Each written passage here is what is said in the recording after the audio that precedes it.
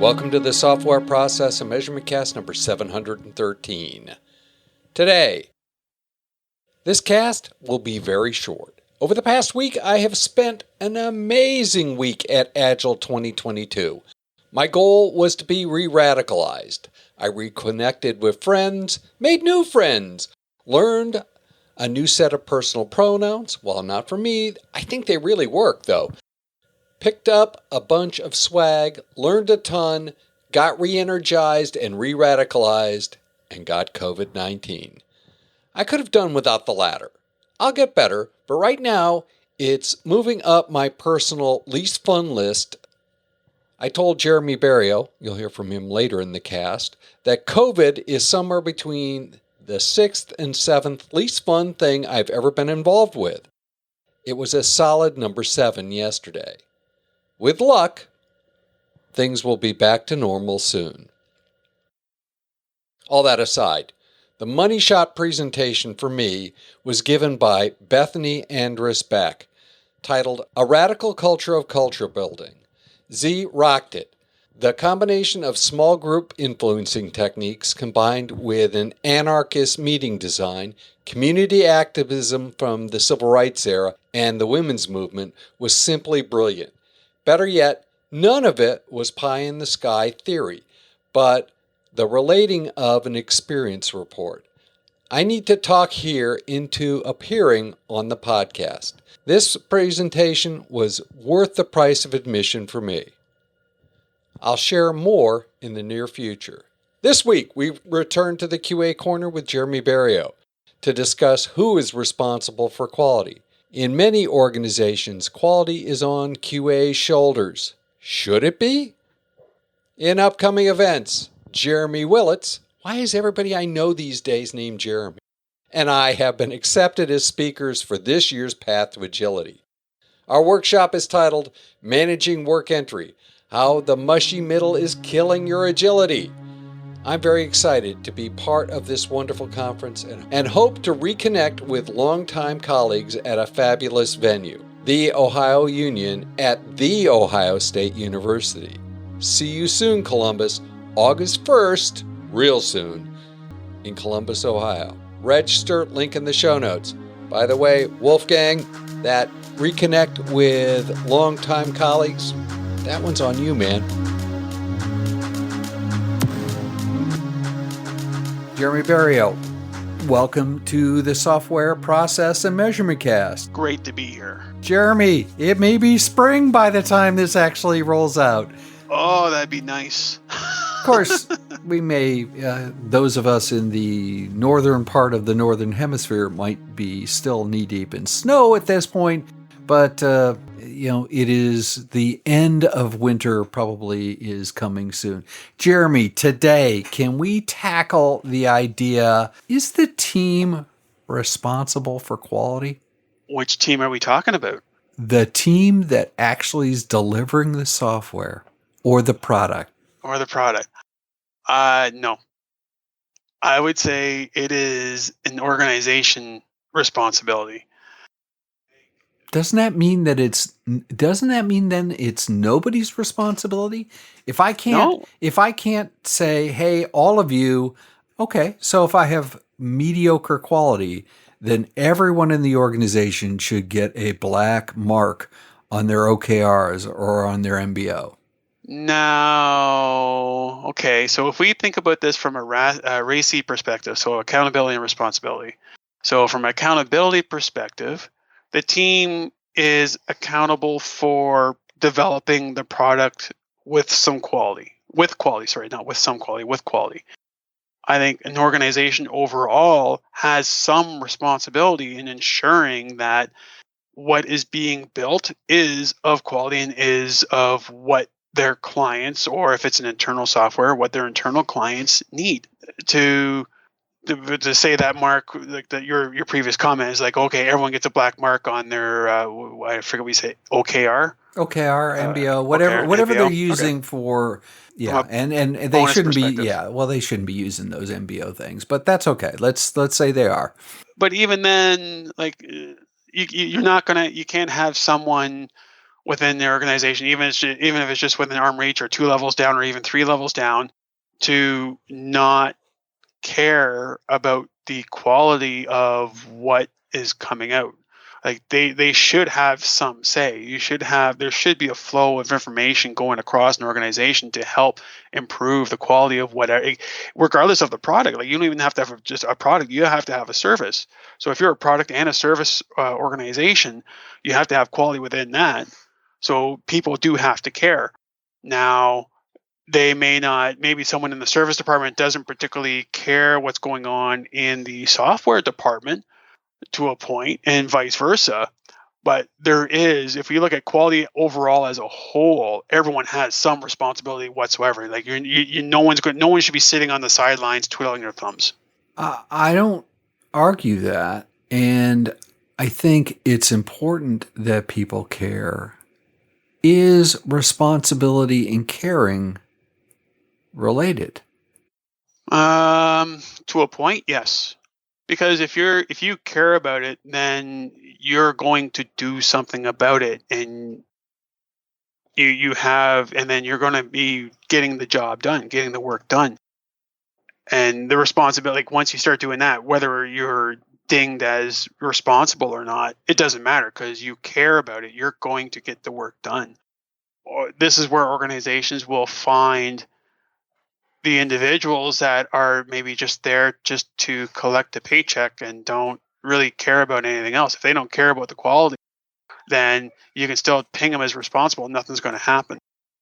I don't know. Does that make any sense? I think if they're responsible and it doesn't get done, then there has to be consequences, right? So yeah. There's only so long someone cannot care and not have, especially if they're responsible, and have nothing happen to them. So I think that whether it's they need to get personal involved, mentoring or support or something, that's not even coaching.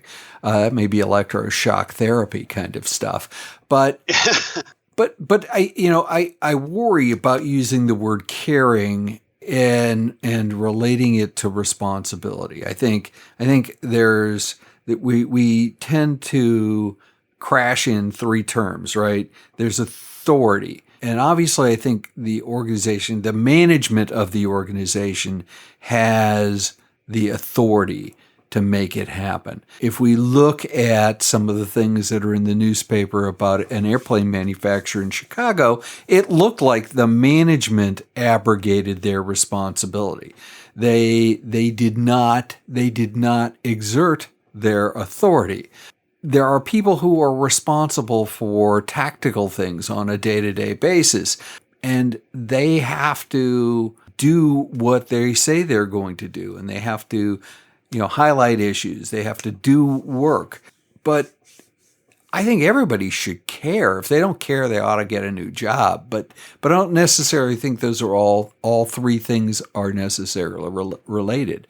I may have the job of writing my code, and very frankly, I should write that code such that it actually works, and I should care about that.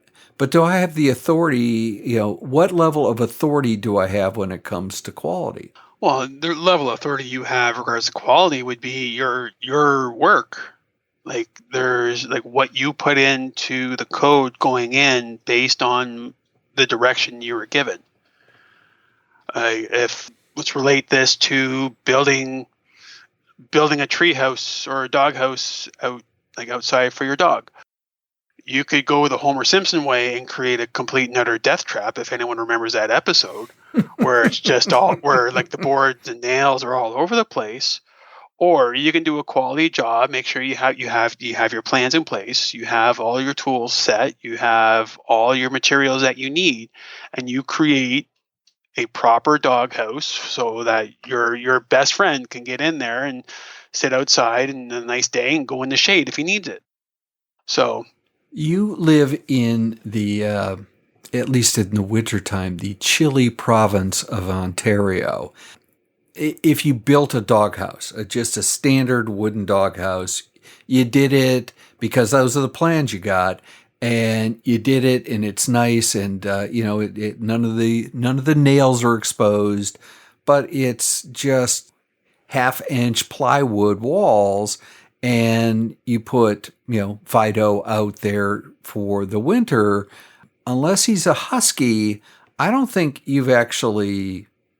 I think you might have created the piece based on the spec, but I don't think you've done quality work. No, agreed. And that would be taken into consideration as well. Like if I were to do that, yes, I would build something. Like I'd make sure I'd have something where there is insulation or where Central I could heating. put in like it's not. I think just from an example perspective, that's where I came up with the doghouse. The only reason why I said that was because I could hear my dog barking behind me. It's just, it's in the work that people do. People take pride in their work. I've very rarely seen anyone that have not taken pride in what they do. And it's that level of pride and caring in what they do makes them responsible for the quality going across. Now, there could be an organization where, who knows, things are just like management and the way the market is turning and things are just not going well. Then emotions might take place, or something might happen where people just will stop caring and getting the work done because of that scenario. And I think if that ever comes to a point where it should be, that's when the management and with their like a proper metric system and measuring system should see that coming well in advance, where they could start making decisions to make the changes to get people back involved. One more question before we start to wrap on this. Last month, we talked about coaching, and you have a team where an individual is not participating to the level that the others on the team, it doesn't meet their expectations. How does a team or a coach help that person through that? I think, well, there could be different reasons as to why that scenario is happening. I think a coach, management, or team, I don't think a team should do anything off the bat, like addressing the person up front, because that could seem like a gang mentality. I think it'd be up to the team lead or to the coach to have to pull that individual aside to see what's going on and help with the nudging, directing, giving that guidance, and then kind of adapting to what's going on, and then having a discussion with the team lead and the team, and have everyone figure out how they could best help that individual. So, Jeremy, to sort of sum this up, who's responsible for quality? As I said, I think it's everyone. I don't think there's not one individual or one team that is responsible for quality. I agree 100%. There is no one team for ultimate quality. And most certainly, the testers can't be responsible for quality. No. And that I think that's a myth that is just used just as an excuse. Yeah, I have over my career, and even the parts of it that I was a tester, I would take over teams or work with in organizations, and they would want to name the group quality assurance or quality management. And that was I think that was back in the day where I actually played a little golf. So those names ended up getting stepped on with golf shoes, because it then, especially in the days when you had coders in one team and testers in another, that shifted the responsibility, and without any level of authority, to the wrong person. That's why I like cross-functional teams. Jeremy, how would people continue that conversation with you? They can reach me through my website, berriaultandassociates.com, or through Twitter. My handle is @jberriault, or through LinkedIn. Do a quick search for Jeremy Berriault in Toronto, and you'll catch me there. Super. And hopefully the weather outside is not quite as frightful as it was, and sooner or later we'll see the first flowers of spring. That is what I'm looking forward to.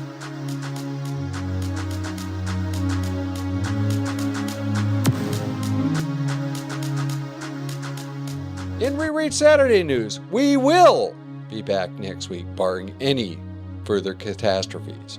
Remember to buy a copy of Coaching Agile Teams by Alyssa Atkins and read along. In the next Software Process and Measurement Cast, we will feature our interview with Jonathan Wright. Jonathan and I will discuss shifting right.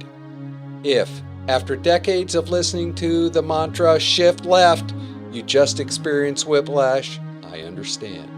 If process improvement is a never-ending journey, why do so many people ask, are we there yet?